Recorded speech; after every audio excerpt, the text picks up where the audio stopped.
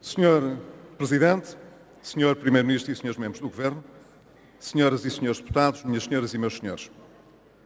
A realidade mostra-nos hoje, sem surpresa, um país com desequilíbrios excessivos e com vulnerabilidades e riscos estruturais ainda grandes, tanto do ponto de vista económico como social, e isso não nos satisfaz, nem deve ser desvalorizado, sobretudo porque vivemos num país que passou por um processo tão traumático como foi o do resgate externo. Mas a realidade mostra-nos também que o país tem registado progressos importantes nos esforços de consolidação orçamental, no crescimento e na abertura da economia, sobretudo do lado das exportações de bens e serviços, e nas expectativas favoráveis dos agentes económicos. O reconhecimento destas coisas boas não nos diminui enquanto oposição, antes pelo contrário. Em particular, porque corresponde a desideratos porque tanto lutamos e para os quais contribuímos de modo significativo na nossa ação política. Sim, é verdade, ao contrário do que a maioria parlamentar e o Governo querem fazer crer, o crescimento da economia e do emprego, associados aos resultados da redução do déficit público, não começaram com a geringonça, começaram ainda antes de termos concluído o programa de resgate há mais de 3 anos. E não é milagre nenhum que depois de termos passado entre 2010 e 2015 de um déficit de quase 11% para perto de 3% do PIB, este Governo tenha conseguido passar em 2016 de um déficit de 3% para um déficit de 2% do PIB, averbando a consequente e prometida saída do procedimento por déficit excessivo e encaminhando-se para um déficit inferior a 2% no ano corrente. Isto é apenas o resultado da escolha do Governo em ter continuado a assegurar os objetivos de consolidação orçamental necessários ao cumprimento das metas assumidas com a União Europeia, o que só pode merecer a nossa satisfação pública e ser registado a crédito também deste Governo.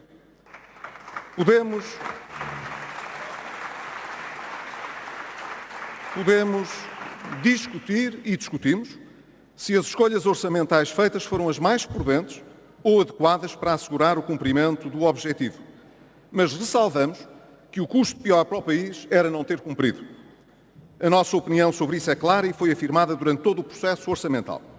O Governo definiu um orçamento aprovado no Parlamento que continha escolhas que dificultavam o cumprimento do objetivo do déficit e, chegado a meio do ano, quando percebeu que a estratégia económica não tinha os resultados que esperava e que, se continuasse por aquele caminho, falharia as metas relevantes, mudou de orçamento e pôs em marcha um plano B que nunca teve a coragem de assumir e que até repetidas vezes negou.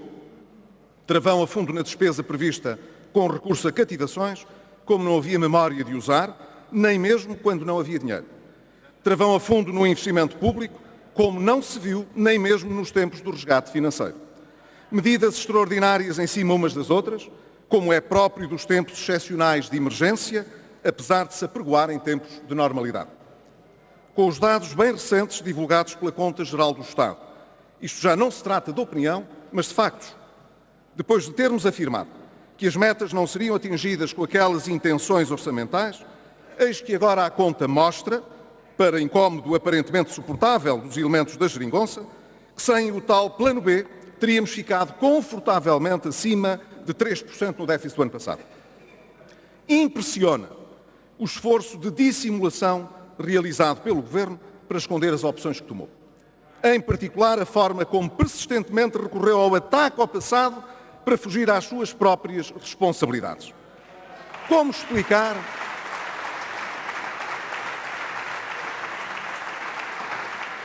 explicar face aos ataques desferidos no passado pelo embrião de geringonça contra o Governo de então, que se registre nominalmente ou em termos reais e em comparação com o ano de 2015, um orçamento menor em programas como o ensino superior e a ciência ou em áreas de soberania como a justiça, a defesa e a segurança interna. E como justificar, também face a 2015, cortes de despesa de capital tão relevantes como menos 29% na saúde, 32% no trabalho e solidariedade, 66% no ensino básico, 48% na ciência e ensino superior, 28% na justiça ou 24% na segurança interna. Neste estado da nação, caiu a máscara do fim da austeridade. Está defunta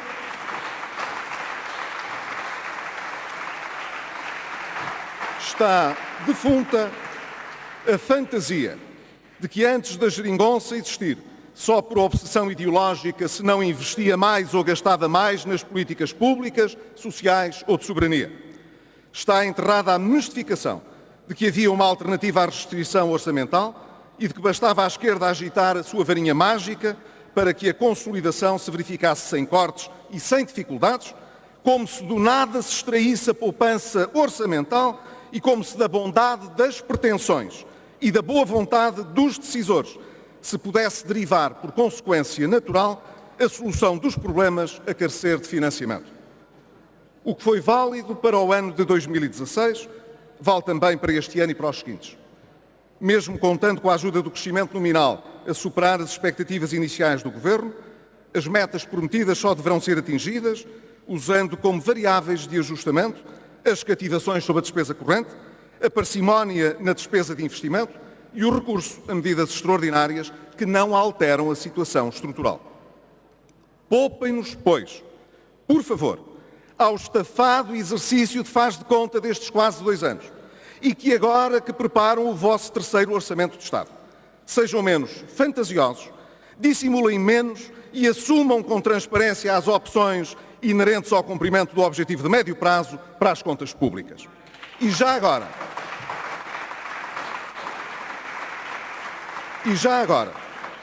também está na altura de deixarem de lado essa estratégia do inimigo externo, da desresponsabilização e do passa-culpas. A retórica habitual, sempre que alguma coisa falha, resume-se a que a culpa nunca é vossa. Ou ainda é minha, que já saí do governo há praticamente 2 anos, ou é do mundo inteiro. Mas essa infantilização da política não se coaduna com a enorme responsabilidade que hoje têm na governação do país.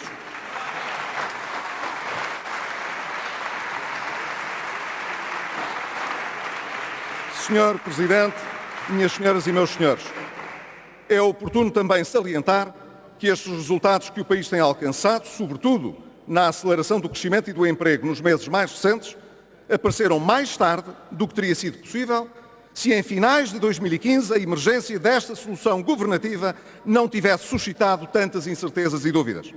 Sim, senhores deputados, os factos mostram que crescemos menos em 2016 do que em 2015. E essa desaceleração não pode estar associada senão à mudança de orientação da política económica e da incerteza da nova solução do Governo. O clima de reversões efetuadas sobre as reformas estruturais atrasou a nossa recuperação. Podemos hoje constatar que o Governo perdeu tempo e ritmo no crescimento, na melhoria do rating, na amortização antecipada da dívida, entre outros exemplos. Desperdiçou incompreensivelmente oportunidades muito favoráveis que outros países aproveitaram bem melhor, como os juros muito mais baixos propiciados pela política do Banco Central Europeu e que teriam permitido reduzir muito mais os custos da dívida, ou como o petróleo mais barato, que teria consentido melhor competitividade se não fosse a voragem fiscal incrementada. De facto, estamos a crescer em 2017 o que se esperava que pudesse ser alcançado em 2016. E em matéria de rating, não podemos esquecer que em 2014 a Fitch colocava-nos em perspectiva positiva para sair do lixo e que foi preciso aguardar quase 2 anos para retomar essa perspectiva depois da geringonça se ter anunciado. Nada disto teria importância se os nossos desequilíbrios estruturais não fossem tão relevantes e se o tempo fosse recuperável, coisa que nem a geringonça consegue fazer acreditar. Mas, sobretudo, o país poderia estar melhor hoje e para o futuro, se em vez de o Governo andar à boleia da conjuntura e a colher os frutos das reformas realizadas no passado, estivesse a agir para empreender novas reformas que impulsionassem o crescimento futuro, guardando nos melhores anos para fazer frente aos piores anos e mobilizando o país com um projeto ambicioso. Bem sei que a geringonça considera tudo isto inconcebível.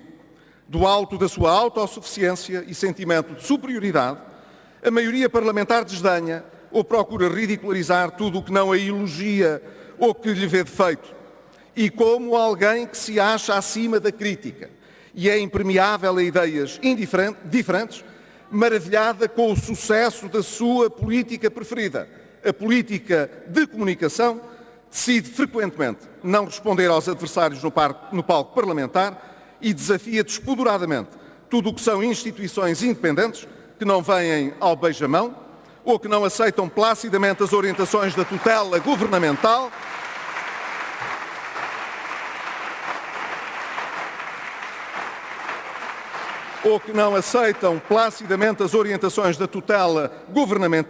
por mais estranho que possa soar a referência à tutela quando nos reportamos a organismos que têm um estatuto independente. O Governo e a maioria também têm a maior relutância em aceitar como natural o escrutínio democrático, a prestação de contas e a fundamentação das suas decisões. Mas a verdade é que bastou uma série de eventos imprevistos, alguns trágicos, outros simplesmente preocupantes e constrangedores, somados a umas quantas notícias adversas, para que de repente o Governo Maravilha e a maioria estável, duradoura e coerente acabassem a mostrar toda a sua insuficiência e dessem sinal de enorme desorientação e desarticulação. Sim, senhores deputados, a meio da legislatura o país descobriu que a economia pode até estar a andar melhor, mas que a responsabilidade política está a fracassar em grande estilo. As últimas semanas mostraram bem que a maioria e o Governo só funcionam e existem para as coisas boas ou para as notícias boas. A metade do Governo e da maioria que deveria existir também para os momentos imprevistos, para as más notícias e para preparar as mudanças de fundo, a pensar estrategicamente no país e no futuro, ou não existe, ou é simplesmente desconcertante e desmoralizadora.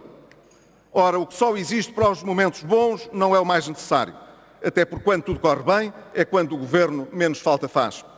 E se a metade de Governo que está em falta não aparece nos momentos mais problemáticos, então falta Governo e liderança onde são mais precisos. Ora, nestas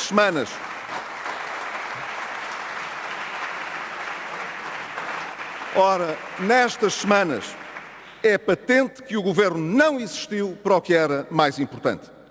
Mas isso não parece incomodar nem o Governo nem a sua maioria. O que tem jogado bem com esta solução de Governo e esta maioria são alguns resultados paradoxais. Por um lado, vimos-lo aqui, ataca-se no discurso o suposto modelo de baixos salários.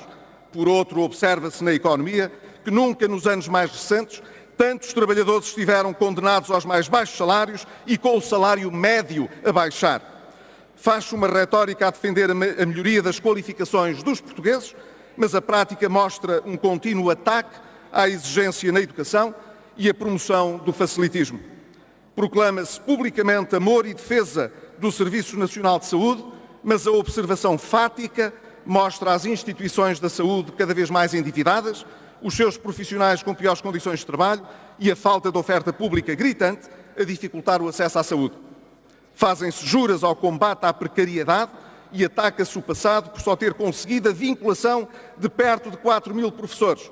Mas o trabalho de meia legislatura permitiu que houvesse maior precariedade no Estado e não deu, pelo menos até hoje, para vincular, senão pouco mais de 100 professores. Enfatiza-se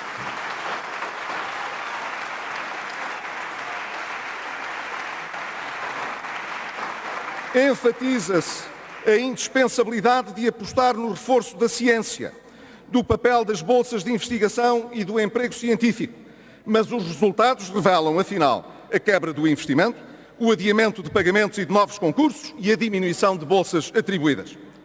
Senhor Presidente, minhas senhoras e meus senhores, permitam-me ainda, para ilustrar o estado do Governo e da sua maioria, que enumere uma sequência de circunstâncias ocorridas ao longo deste tempo e que fala por si.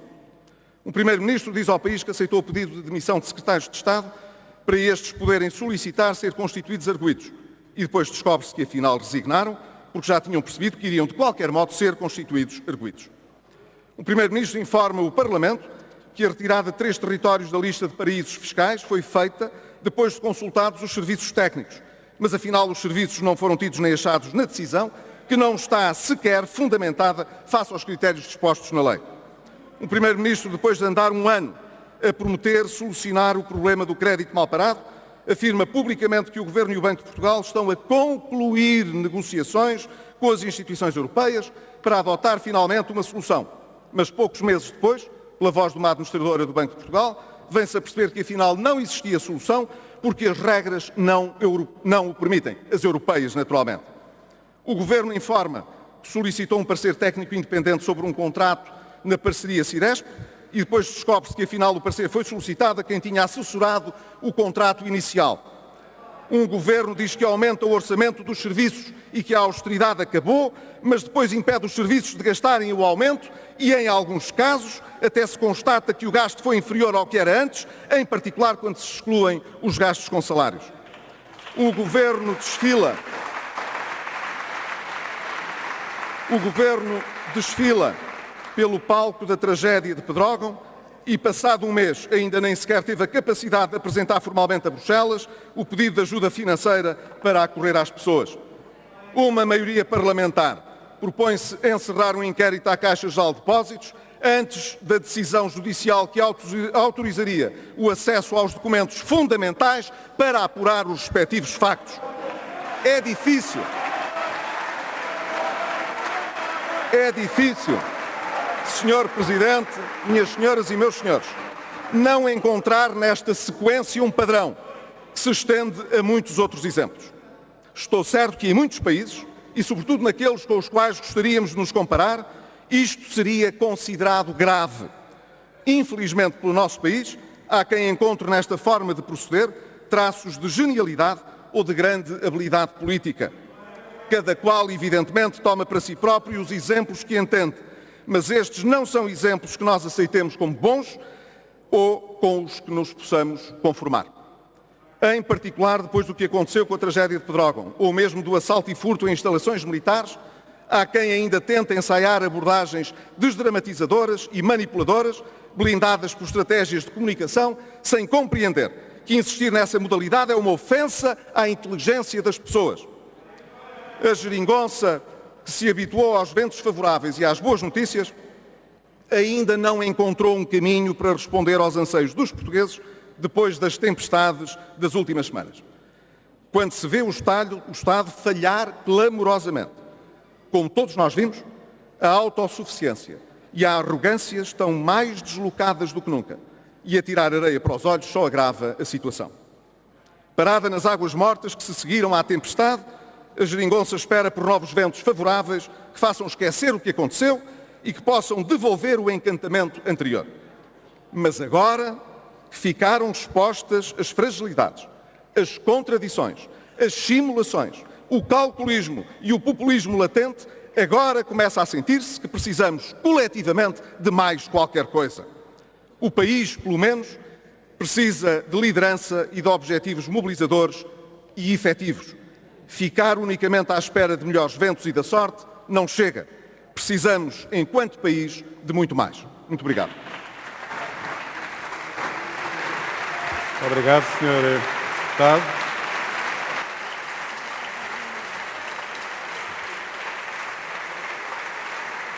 O Sr. Deputado Pedro Passos Coelho tem um pedido de esclarecimento.